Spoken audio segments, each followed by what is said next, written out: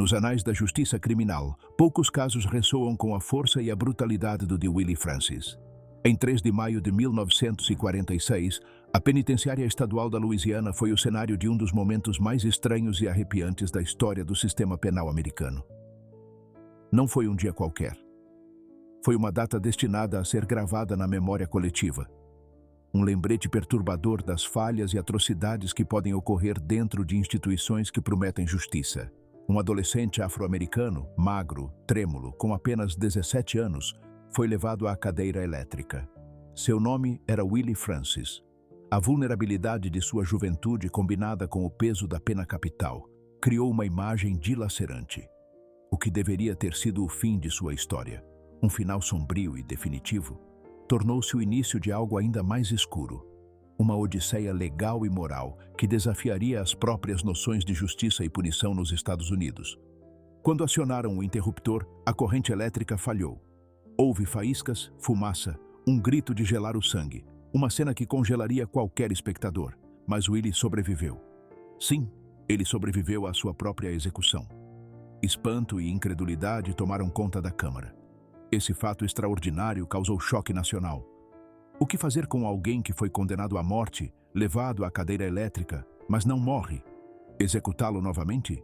Libertá-lo? A pergunta pairava sobre o sistema jurídico como uma sombra ameaçadora, sem precedentes claros que orientassem a decisão. E se o erro não fosse técnico, mas moral? Essa última pergunta, sussurrada nos corredores da justiça e proclamada pelos movimentos nascentes dos direitos civis, tornar-se-ia o verdadeiro centro do debate que o caso Francis desencadeou. Era uma oportunidade para o sistema se olhar no espelho e questionar seus próprios fundamentos. Mas, como veremos, essa oportunidade escorregou pelas engrenagens da lei e do preconceito. Para entender plenamente a tragédia de Willie Francis, é essencial mergulhar no contexto de seu nascimento e criação. Willie Francis nasceu em 1929, em São Tomé e Príncipe, Martinville, Louisiana, no coração do sul profundo dos Estados Unidos. Não era qualquer época, nem qualquer lugar. Era um tempo definido pelas leis Jim Crow, que institucionalizavam a segregação racial e a discriminação contra afro-americanos. A Louisiana, como muitos estados do Sul, era um terreno fértil para o racismo sistêmico, onde a segregação era rigorosamente aplicada nas escolas, hospitais, transportes públicos e, crucialmente, no sistema de justiça. Os negros viviam sob constante ameaça de violência e injustiça, com acesso mínimo à educação, à saúde e, acima de tudo, a um julgamento justo. Willie era filho de uma família negra pobre, uma realidade comum a milhões de afro-americanos na época. Desde pequeno, viveu em condições de pobreza extrema. A escassez era constante, falta de comida, roupas adequadas, um teto seguro e, acima de tudo, de oportunidades. Ele não sabia ler nem escrever direito, reflexo direto do abandono educacional da população negra. Seu acesso à escola era limitado, muitas vezes restrito a instituições segregadas e mal financiadas, ou inexistente nos períodos em que sua família mais precisava dele. Seu entorno estava repleto de mensagens que o lembravam de que sua vida valia menos do que a dos outros, que seu destino estava predeterminado pela cor da sua pele. Essas mensagens, tanto sutis quanto explícitas, foram internalizadas, afetando a autoestima e as expectativas de toda uma geração. Aos 15 anos, uma idade em que muitos jovens hoje estão apenas começando a sonhar, Willie já trabalhava ocasionalmente como ajudante de farmácia, fazendo recados ou limpando. Era uma existência precária, de subsistência, que o mantinha à margem de qualquer esperança de progresso. Ele era descrito como tímido, de fala suave, e muitos diziam que era um menino quieto. Não era um encrenqueiro, não tinha histórico de violência ou problemas. À primeira vista, era um jovem invisível num mundo que não fora feito para ele. Mas sua vida deu uma guinada radical em 1944, quando a invisibilidade se transformou em notoriedade, pela pior razão possível. Naquele ano, um farmacêutico branco bastante conhecido na cidade, Andrew Thomas, foi encontrado morto em sua casa. Ele havia levado 2 tiros. O choque na pequena comunidade foi palpável. Não havia testemunhas diretas. Não havia provas físicas convincentes que apontassem claramente para um culpado. Mas a pressão social exigia uma resposta rápida. A demanda por justiça era imperativa. E numa sociedade segregada como a Louisiana dos anos 1940, essa justiça frequentemente tinha cor e classe social. E Willie estava lá, negro, pobre, sem defesa legal, o bode expiatório perfeito. Sua presença na cena do crime, por mais tênue que fosse a evidência, fez dele o alvo ideal de uma investigação que, retrospectivamente, parece ter buscado uma solução rápida e conveniente, e não a verdade. A armadilha estava armada, e Willie, sem saber, tornar-se-ia sua vítima mais notória. A máquina judicial, movida pela pressa e pelo preconceito, foi colocada em ação com uma velocidade alarmante, deixando pouco espaço para dúvidas ou justiça genuína. Willie foi preso quase por acaso, depois de ser encontrado pela polícia com um revólver que mais tarde seria ligado ao assassinato de Andrew Thomas. Essa descoberta, num contexto de investigação mínima, foi suficiente para concentrar toda a atenção no jovem. Mas o que foi realmente alarmante aconteceu durante os interrogatórios, conduzidos sem a presença de advogados, pais ou testemunhas. No sistema legal atual, isso seria motivo de anulação imediata, uma violação flagrante dos direitos constitucionais. Mas na Louisiana de 1944, para um jovem negro, essas garantias praticamente não existiam. Nessas condições de isolamento e coerção, Willie acabou confessando o assassinato de Andrew Thomas. A suposta confissão foi escrita pelos policiais e assinada por Willie, embora mais tarde se afirmasse que ele nem sequer compreendia o que havia assinado. Dado seu nível limitado de alfabetização e uma possível deficiência intelectual, a validade dessa confissão é, na melhor das hipóteses, extremamente duvidosa. Foi uma confissão genuína ou o resultado de pressão, confusão e medo de um adolescente vulnerável? A história sugere a segunda hipótese. O que se seguiu foi uma farsa judicial, que hoje seria impensável. Não havia provas contundentes ligando Willie diretamente à cena do crime, além da posse da arma, cuja origem nunca foi totalmente esclarecida. Não houve reconstrução dos fatos para verificar a consistência da confissão. Não houve investigação forense aprofundada, como análise de impressões digitais ou balística, que hoje são padrões mínimos em qualquer caso de homicídio. Apenas a palavra de um adolescente assustado e indefeso contra todo o sistema. E o sistema, implacável e cego às suas próprias falhas, não ouviu sua voz. Seu destino já estava selado. Em poucas semanas, um tempo surpreendentemente curto para um caso de pena capital, Willie Francis foi condenado à morte. Sem recursos reais, ou seja, sem revisão significativa por tribunais superiores que pudessem corrigir os erros processuais evidentes.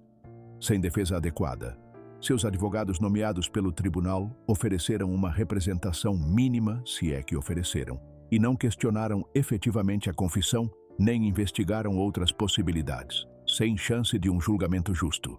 A rapidez e a falta de rigor processual no caso de Willie Francis são um testemunho assustador de como o racismo e a desigualdade podiam corromper a justiça até o âmago no sul dos Estados Unidos daquela época. Ele tornou-se um exemplo trágico de como um sistema tendencioso podia condenar os vulneráveis sem o devido processo legal. Em 3 de maio de 1946, a Penitenciária Estadual da Louisiana se preparava para o que deveria ser um dia sombrio, porém rotineiro, na história da pena de morte. Era um dia quente e a atmosfera na pequena prisão em São Martinville era tensa, não apenas pela execução iminente, mas pelo rumo incomum que os acontecimentos estavam prestes a tomar. Willie Francis, agora com 17 anos, um ano e meio mais velho, mas ainda um menino em todos os sentidos, foi levado à câmara de execução. Vestia um macacão branco, caminhava devagar, os olhos bem abertos. Não chorava, não falava. Era como se não compreendesse plenamente o que estava para acontecer, uma dissociação que muitos especialistas atribuiriam mais tarde a uma possível deficiência intelectual e ao trauma. A cadeira elétrica, apelidada de Gruesome Gertie, Terrível Gertie, era uma relíquia. Longe de ser uma peça de engenharia precisa, fora montada de maneira improvisada e, assustadoramente, quase inacreditavelmente, instalada por 2 guardas que, na ocasião, estavam bêbados e não tinham nenhum treinamento em eletricidade. Esse nível de negligência e amadorismo num procedimento que decide entre a vida e a morte é uma mancha indelével na história judicial da Louisiana. Simulation. Bêbados. Um detalhe que, por si só, deveria ter invalidado qualquer tentativa de execução. Willie foi amarrado, o capacete com eletrodos foi colocado, os fios foram checados. Tudo parecia pronto. O executor acionou a corrente. O zumbido inicial, o clique dos interruptores eram os sons esperados antes do silêncio.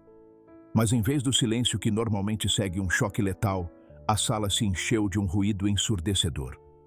Testemunhas descreveram faíscas voando no ar, cheiro de carne queimada e os gritos aterrorizantes do garoto.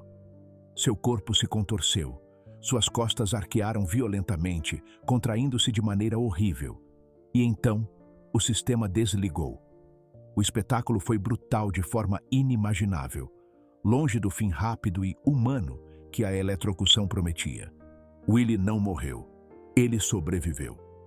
A voz de uma testemunha ocular, um xerife presente na câmara, foi crucial para descrever o horror. Suas palavras eram aterrorizantes, ressoando com pânico e desespero.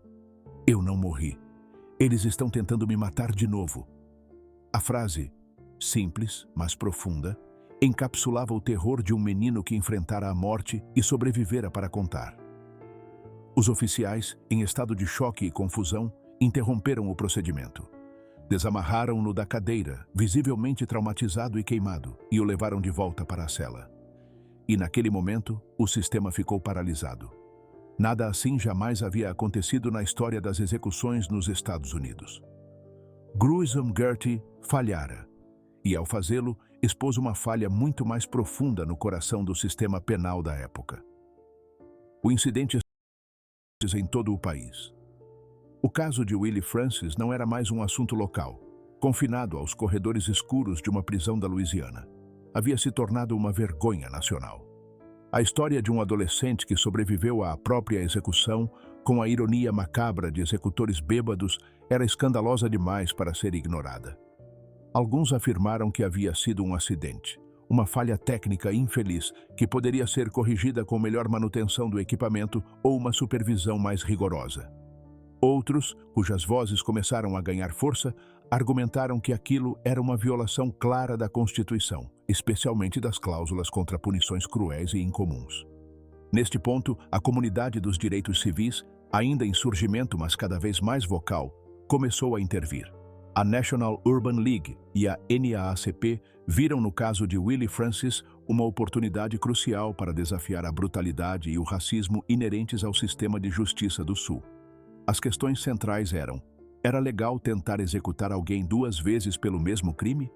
Isso não constituía uma punição cruel e incomum, uma violação da 8ª emenda da Constituição dos Licenciatura. O princípio da dupla incriminação, protegido pela 5ª emenda, era um pilar da justiça, e embora o argumento não se alinhasse perfeitamente à letra da lei, a defesa tentaria estender o seu espírito. É aqui que surge uma figura-chave e surpreendente: o advogado Bertrand DeBlanc, um homem branco da região que assumiu a defesa de Willie por convicção pessoal. DeBlanc não era ativista dos direitos civis, nem defensor habitual de afro-americanos, o que tornava sua intervenção ainda mais notável num clima tão carregado de tensões raciais. Mas ele testemunhara o horror da execução fracassada, vira a pele queimada de Willie e ouvira seu grito de terror. E ele sabia, com certeza inabalável, que aquilo não poderia passar impune. Sua humanidade superou os preconceitos da época. DeBlanc levou o caso até a Suprema Corte dos Estados Unidos, a mais alta instância judiciária do país, numa ação legal ousada e sem precedentes. Ele argumentou que uma segunda tentativa de execução violava a 5ª emenda, o princípio da dupla incriminação, embora a Corte interpretasse isso de forma diferente, e mais diretamente a 8ª emenda, que proíbe punições cruéis e incomuns. O caso passou a ser conhecido como Francis v. Resweber, 1947, um momento histórico que forçaria a Suprema Corte a enfrentar não apenas a letra da lei, mas também a moralidade de sua aplicação. O destino de Willie Francis e o futuro dos direitos dos condenados. agora repousava nas mãos de 9 juízes em Washington. Em 13 de janeiro de 1947, a Suprema Corte dos Estados Unidos anunciou sua decisão em Francis v. Resweber. A expectativa era enorme, pois a decisão estabeleceria um precedente crucial para o futuro da pena de morte e dos direitos individuais. O julgamento foi dividido, refletindo a complexidade moral e legal da questão. Por 5 votos a 4, uma margem apertada que destacava a divisão entre os juízes, a Suprema Corte decidiu que uma segunda tentativa de execução não era inconstitucional. O resultado apertado é um testemunho de quão perto Willie Francis esteve de receber uma decisão favorável. A maioria, liderada pelo juiz Stanley F. Reed, argumentou que a primeira execução havia falhado por um erro técnico, não por malícia ou intenção de causar sofrimento desnecessário.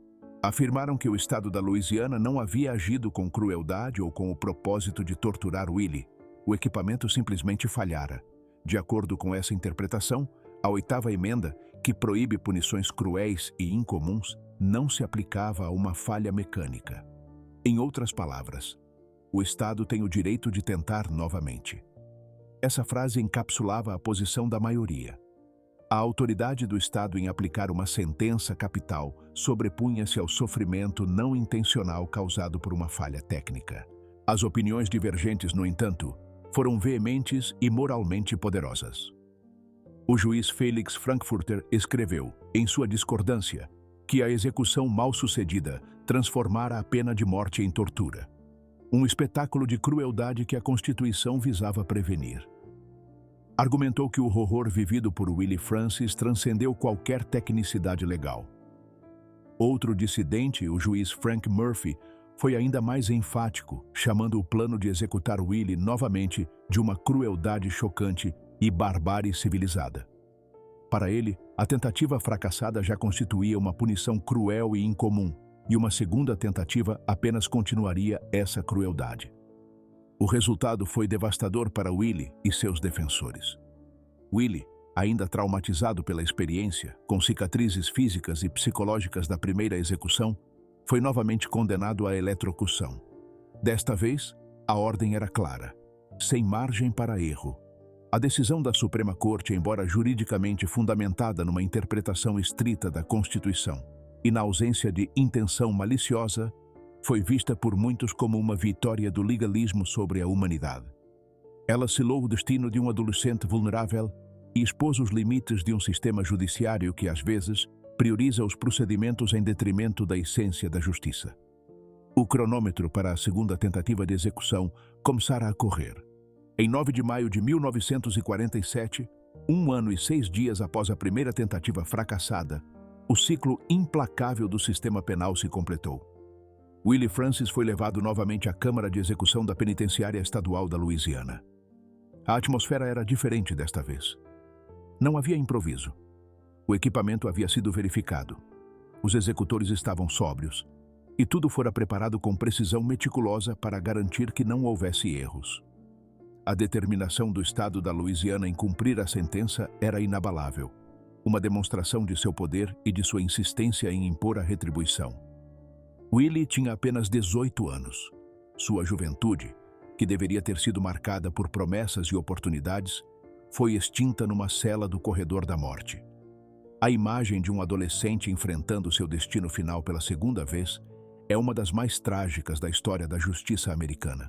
Quando lhe perguntaram se queria dizer algo antes de morrer, uma formalidade macabra do ritual de execução, Willie respondeu com a voz trêmula: "Nada em particular." Suas últimas palavras foram um reflexo de sua vida, discretas, contidas, como se o trauma lhe tivesse tirado qualquer capacidade de expressão final grandiosa ou significativa. Foi um silêncio que gritava. Então, ele se recostou na cadeira, fechou os olhos e esperou. A resignação havia tomado conta dele. A luta jurídica estava encerrada e o esgotamento da sua jornada era visível. Às 12h10, o interruptor foi acionado. Seu corpo se contorceu mais uma vez, a eletricidade percorreu sua estrutura frágil. Mas desta vez, ele não sobreviveu. O sistema, aperfeiçoado em sua capacidade de produzir a morte, havia atingido seu objetivo. No registro oficial, aparece uma frase arrepiante, com tom burocrático e totalmente dissociada da humanidade da situação. Executado com sucesso. Mas como pode ser bem-sucedido executar um adolescente com deficiência intelectual após uma tentativa fracassada, num processo judicial repleto de erros e sem provas físicas concretas que o ligassem ao crime, além de uma confissão forçada? Para muitos, essa frase resume a desumanização do sistema penal da época, sua capacidade de reduzir a vida e a morte a meros procedimentos administrativos. A execução de Willie Francis não foi apenas o fim de uma vida jovem, mas também um símbolo duradouro de injustiça e falência moral. Durante décadas, o caso de Willie Francis foi citado em faculdades de direito, debates sobre a pena de morte e movimentos de direitos humanos. Sua história transcendeu as páginas dos jornais e se tornou objeto de estudo e catalisador de mudanças. Ele se transformou num símbolo do que acontece quando o sistema funciona sem freios, quando a punição se torna um fim em si mesma, desconectada da verdade, da compaixão e da proporcionalidade. O caso Francis passou a ser ensinado como um alerta sobre os perigos da pressa judicial, da defesa inadequada e do impacto devastador do viés racial na administração da justiça. Sua história inspirou livros, documentários e marcou uma das primeiras ocasiões em que a Suprema Corte foi forçada a debater não apenas legalidade, mas humanidade. A natureza incomum do caso, um homem que sobreviveu à própria execução, obrigou os juízes a considerar as implicações morais de suas decisões de uma forma raramente vista antes. Embora a maioria tenha decidido contra ele, os votos dissidentes poderosos lançaram as bases para futuras batalhas legais sobre os direitos dos condenados e para questionar a constitucionalidade da pena de morte em determinadas circunstâncias. A história de Willie Francis é uma pedra fundamental na narrativa dos direitos civis dos Estados Unidos, um lembrete doloroso dos horrores cometidos em nome da lei. Willie nunca teve uma infância no sentido que a maioria das crianças merece. Sua vida foi marcada por pobreza extrema, abusos e falta de oportunidades. Ele não teve defesa adequada, seu julgamento foi uma farsa, e sua confissão era altamente questionável. Ele não recebeu justiça verdadeira, apenas uma condenação rápida e predeterminada baseada em sua cor e em sua classe social.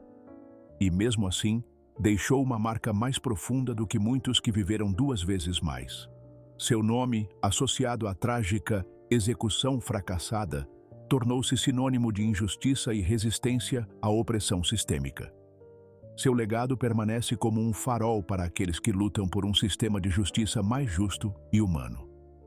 O caso de Willie Francis, visto à luz da psiquiatria forense moderna e do conhecimento atual sobre direitos humanos, revela com ainda mais clareza as falhas profundas do sistema daquela época.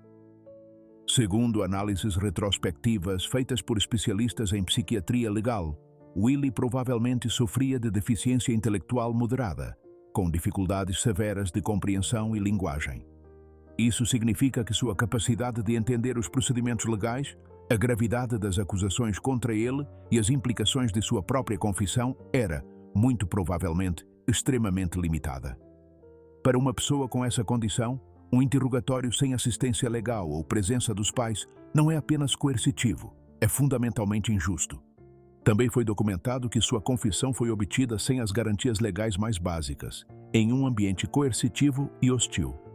As táticas policiais utilizadas, comuns à época, especialmente contra negros, baseavam-se em intimidação e pressão, e não na busca voluntária pela verdade. Um perfilador criminal moderno diria com segurança: Willie foi mais vítima do sistema do que do crime de que foi acusado. Seu perfil não correspondia ao de um assassino premeditado, mas sim ao de um jovem manipulado, com habilidades cognitivas limitadas, incapaz de entender a magnitude de sua situação. As características de um assassino premeditado, como planejamento cuidadoso, ausência de remorso ou um padrão de violência, simplesmente não batiam com as descrições de Willie Francis como um jovem tímido e gentil. De fato, sua execução não foi apenas a aplicação da lei a um caso individual. Foi uma exibição crua e comovente de como o poder do Estado, quando não controlado, aliado à desigualdade racial enraizada e ao desrespeito pelos direitos humanos dos mais vulneráveis, pode transformar um erro judicial em uma tragédia irreversível. A história de Willie Francis é um lembrete de que justiça não é apenas aplicar a lei, mas também considerar a humanidade, a equidade e a dignidade de cada indivíduo, independentemente de sua raça ou status socioeconômico. É um capítulo doloroso que ressalta a necessidade contínua de um sistema de justiça que se examine e aprenda com seus erros mais graves. Willie Francis não foi a primeira pessoa inocente executada nos Estados Unidos. A história judicial do país está repleta de casos de condenações equivocadas, um lembrete sombrio de que a infalibilidade humana é um mito. E, tragicamente, ele não foi o último. Mesmo hoje, apesar dos avanços nos processos legais e na tecnologia forense, continuam existindo debates sobre a inocência de presos no corredor da morte. Mas sua história se destaca por algo muito particular. Algo que a eleva além de uma simples estatística, ao patamar de uma parábola moderna. Ele sobreviveu ao que deveria matá-lo. E essa segunda chance, negada pela própria falha da morte, expôs a crueldade de um sistema que, em seu zelo por justiça retributiva, perdeu sua bússola de compaixão e humanidade. Foi um milagre macabro que revelou a fragilidade de uma máquina feita para matar. Um sistema que se recusou a escutar, mesmo quando o erro era elétrico, legal e humano ao mesmo tempo. Ele se apegou à letra da lei em vez de abraçar o espírito da justiça. Porque, às vezes, o maior crime não é aquele julgado no tribunal com todo o peso da lei. É aquele cometido pelo Estado quando ignora sua própria humanidade, quando se recusa a reconhecer a complexidade da condição humana e as falhas inerentes aos seus próprios processos. O caso de Willie Francis é um espelho escuro que continua a nos mostrar o quanto já avançamos e o quanto ainda falta para entendermos verdadeiramente o que é justiça. Quais outros casos históricos você acredita que merecem ser analisados sob uma luz semelhante para expor falhas sistêmicas e legados de injustiça?